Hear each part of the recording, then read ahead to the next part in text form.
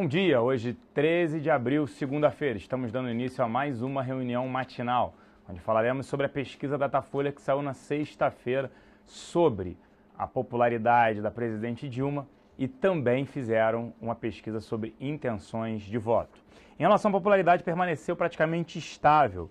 13%, parou de cair, 13% dos entrevistados responderam que o governo é bom ou ótimo, mesmo patamar de março. Para 60% dos respondentes, a administração é ruim ou péssima. Em março, 62%, praticamente o mesmo patamar aí, empate técnico. Vale ressaltar que Itamar Franco, em seu pior momento, ele chegou a atingir 12% de aprovação em novembro de 93 e FHC, em seu pior momento, chegou a atingir 13% em setembro de 99. Só Collor, que durante o processo de impeachment em 92, chegou a bater 9% de aprovação. Outro destaque em relação a essa pesquisa é que o governo Dilma ele sofre reprovação em todos os segmentos da população, não tem concentração em um ou outro, em todos. E vale ressaltar também que sobre o cenário econômico, 78% da população acha que a inflação aumentará, 70% também acredita que o desemprego aumentará e 58% dos entrevistados acreditam que a situação econômica do país no geral também vai piorar. Sobre a simulação eleitoral, em caso de impeachment, você tem novas eleições nos próximos 2 anos. Muita gente questionando isso, ninguém sabia. Foi impressionante e decepcionante. As pessoas perguntando, entrevistando as pessoas na manifestação, nas ruas, sobre se tiver impeachment, quem assume? Ninguém sabia, falava, é o vice. Primeiro, nos primeiros 2 anos não tem vice assumir. Convocam-se novas eleições. E aí a discussão se poderia vir Aécio versus Lula. Depois de 2 anos, quem assume? O vice. E muita gente não sabe nem o nome do nosso vice-presidente. Infelizmente, a população ainda aí longe do que a gente gostaria em relação à parte política. Voltando para essa parte da pesquisa da simulação de voto, Aécio apareceu com 33% das intenções de voto e Lula com 29%. Um empate técnico, e a gente sabe o quão o Lula é influente num debate, mas mesmo assim demonstrando empate técnico. E também vale ressaltar o quanto Dilma, o governo da Dilma, ele prejudica a avaliação do Lula. Por que eu estou falando isso? Em 2010, a avaliação, 71% da população dos entrevistados acreditava que o Lula tinha sido o melhor presidente do país. Nessa mesma pesquisa fizeram essa pergunta e 50% acha isso. Ou seja, a própria avaliação do governo Dilma influencia o governo Lula. E isso, a gente pode estar chegando aí num final de ciclo do governo PT. A gente teve as eleições desde a entrada do Lula até agora, sempre o PT ganhou com uma margem grande, 68% contra 40%, menos de 40% dos votos válidos, e veio se diminuindo para a última eleição, 52% praticamente, contra 48% dos votos válidos, muito próximo. Então a gente pode estar chegando aí num final de ciclo e nem se sabe se o Lula viria como candidato. Esse é o destaque. Agora falando do Focus, que saiu hoje cedo, IPCA, primeira vez que tem uma redução, a expectativa na semana passada era 8,20, caiu para 8,13, muito por conta dos últimos dados de inflação na semana passada, que vieram abaixo das expectativas. A mediana era 1,37, o IPCA veio 1,32. O IPCA para 2016 manteve-se em 5,60, a retração do PIB seguiu em 1,01, não houve alteração sobre isso. A expansão do PIB no ano que vem, que houve, apresentou uma queda de 1,10 para 1%, Selic permaneceu estável, IPCA de abril subindo de 0,64 para 0,65, câmbio permaneceu estável, 3,25 para esse ano, câmbio final do ano, e 3,30 para o ano que vem. Lá fora, a maioria das bolsas em queda, os futuros em Nova York operavam em queda, e na Europa misto, algumas bolsas em alta, algumas bolsas em queda, muito por conta dos números decepcionantes da China. Impressionante como surpreendeu negativamente as exportações chinesas. A expectativa com as exportações chinesas era de crescimento de 9%, veio menos 15%, é isso mesmo. A expectativa era de crescimento de 9%, veio um número de menos 15% nas exportações. Só para vocês terem uma ideia da balança por lá, o superávit comercial foi de 3 bilhões de dólares. A expectativa era de um superávit de 44 bilhões de dólares. Muito ruim, mineradoras seguem sofrendo aí hoje. O minério até apresenta alta com expectativa de mais subsídios, mais estímulos para a economia. E a parte de importação de minério também subiu quase 9% em março. E a de cobre, produtos relacionados ao cobre, caiu 2,4%. Petróleo também, as importações subiram bem. Os números nessa semana, vamos divulgar o PIB do primeiro trimestre da China e a expectativa é que não alcance os 7% ano contra ano, que é a meta deles, entregar 7% de crescimento nesse primeiro trimestre. Deve vir abaixo, o que deve continuar pesando. Essa semana, né, na parte da agenda nos Estados Unidos tem poucos dados, mas na semana tem vários dados. Amanhã, vendas no varejo de PPI. Tá? Na quarta-feira tem livro bege, produção industrial de março e balança comercial e CPI de março na sexta-feira. Na China, como eu falei, na terça-feira saem os dados do PIB do primeiro trimestre de 2014, a gente fica de olho aí, né? Vale segue na nossa carteira short, está sendo bastante demandado para aluguel. Vale, a gente segue com Vale 5, a gente tem a nossa reunião hoje na nossa carteira short semanal, mas Vale deve seguir aí com participação relevante na carteira. Petróleo segue em alta hoje, tanto o WTI quanto o Brent. Agora, para falar de como é que abriu aqui o dólar, provavelmente em alta, muito por conta, né, desse cenário de China pior, e nossa bolsa também, o futuro aqui, e oportunidades de investimento, eu convido aqui Danilo Zanini. Bom dia, Danilo. Bom dia, Celso. Bom dia, XP.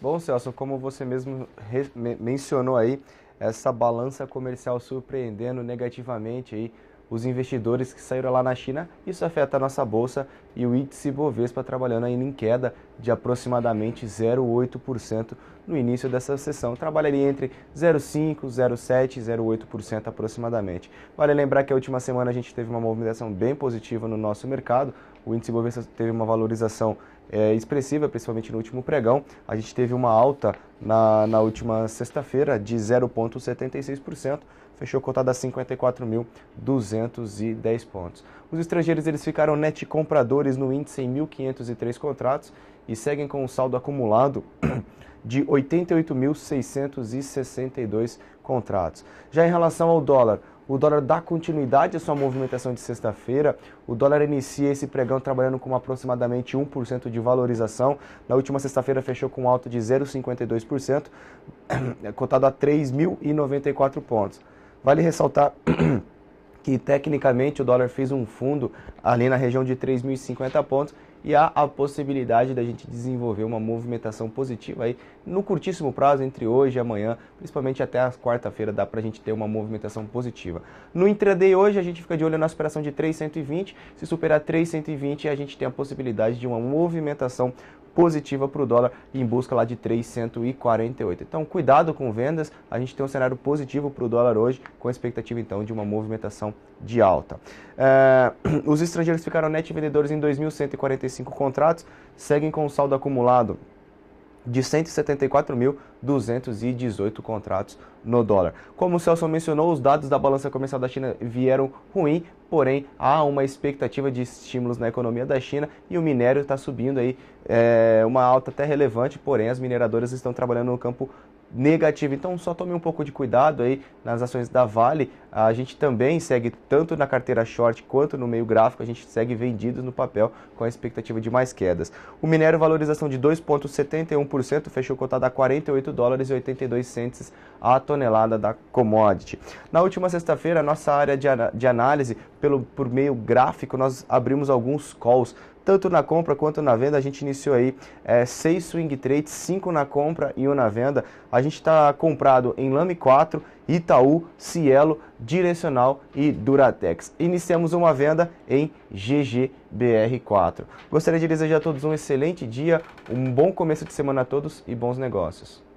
Obrigado, Danilo. Falando aqui do fluxo na casa, locais terminaram o dia net comprados na sexta-feira em 49 milhões de reais, estrangeiros em 2 milhões de reais. Tá no e-mail da nossa reunião matinal, vou seguir aqui por conta do tempo. Vale destacar Cielo, tá? Ela acabou de enviar um e-mail sobre bonificação, ações X, então ajustadas para R$ 40,88. Isso não demonstra que a empresa perdeu o valor, ela está X, então ela distribui isso via bonificação, as ações permanecem aí, então cuidado para não achar que a ação ficou muito mais barata, não foi isso, ela só está X a R$ 40,88. ex-bonificação, acabou de chegar um e-mail agora cedo. Petrobras segue no radar, né? Várias informações sobre a companhia, se divulga a balança 17, dia 20, a companhia falou que não tem data ainda marcada, e vale só destacar uma informação da Folha hoje, dizendo que a emissão de ações, né, com a alta do dólar, a gente vem destacando isso, tem 3 saídas para a companhia, redução do capex que ela vem fazendo, venda de ativos, né, que ela fala que pode atingir 40 bilhões de reais, mas é difícil vender esse tamanho todo de ativos, e também seria a emissão de ações num cenário cada vez mais difícil. Aquele empréstimo da China de 3 bilhões e meio de dólares, a gente já falou com vocês, ele tem troca de ativos ou de ações. Não está detalhado, está mega obscuro em relação a isso. Esse dinheiro entra para a companhia via empréstimo, mas ele tem uma troca e não é o pagamento. Pode ser via ações, pode ser venda de ativos, a gente não sabe ainda. E aí hoje na Folha está informando isso, que a companhia poderia aí voltar à cena aí uma emissão de ações. Acho muito improvável, porque o governo teria que colocar dinheiro. E o governo, a gente sabe disso, não tem dinheiro hoje para colocar, até para atingir a meta aí de superávit fiscal em 1,2%. Vale destacar também Vale com JCP e China. China decepcionando, Vale tende a sofrer mais, está na nossa carteira short, a gente reitera aí o call de short. Bancos também, o Estadão falando agora aqui, né? Na semana passada, bancos sofreram por conta da possibilidade de aumento, Levi com plano B, né? Aumento da alíquota de CSLL, Contribuição Social sobre o Lucro Líquido, de 15% para 17%. Isso poderia arrecadar o governo, se ele já arrecadou no passado 11 bilhões de reais, ele poderia arrecadar mais 2 bilhões de reais. Isso precisa passar no Congresso? Não. Quando já existe uma alíquota, já existe um imposto, elevação de alíquota não passa pelo Congresso. Então é bem provável que isso venha. As ações já foram impactadas negativamente? A gente acredita que sim, mesmo se for anunciado essa elevação da alíquota de 15 para 17, a gente não vê mais porque as ações devam aí apresentar queda. Vale destacar aí Brasil Farma podendo ter um novo aporte de capital pelo BTG, cenário ainda segue obscuro, JBS, a Moody's elevando o rating, Embraer, a BlackRock reduzindo a participação na companhia e o Pine também, a Moody's rebaixando aí, e Pine 4 está em grau especulativo, aquilo que a gente fala, para ter bancos, só os bancos mais líquidos e privados, Itaú e Bradesco. Destaque na casa, a demanda por OGX aumentou bastante na sexta-feira. BVMF tem aumentado bastante, 9 milhões de ações na sexta-feira, tá? Então, vale o destaque, ela subiu em menos de um mês de 49 milhões de ações para 88. Segue na nossa carteira short, a gente gosta do BVMF, mas porém, o ativo está negociando um múltiplo bem alto e sofre o risco aí de pagar elevados preços, né? Elevada por conta da multa, né, que a Receita quer aplicar, mais de 2,8 bilhões de reais, isso representa 15% do seu valor de mercado. A gente segue short em BVMF na nossa carteira semanal. E outro destaque, Vale 5, a demanda permanece altamente elevada, como eu citei, segue na nossa carteira short. Desejo a todos uma excelente semana, início de semana a todos e também de segunda-feira. E hoje, no nosso UFC, a partir de 11h35, a gente vai falar troca das carteiras Top Pick e também da possível troca aí de alguns ativos na nossa carteira short semanal. Um grande abraço a todos, uma excelente semana.